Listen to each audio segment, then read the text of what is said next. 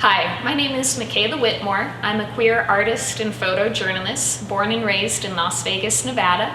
My practice often uses photography, installation, and sculpture to talk about themes of queer identity, our relationship with the landscape, and existentialism. When I found out about this call for the Wetlands Park, I decided to make a series of small clay and concrete rainbows because as I have lived through this past year and started thinking about some of the different themes I'm interested in, thinking of the idea of a rainbow, and number one, the feat of just getting that to exist and see it.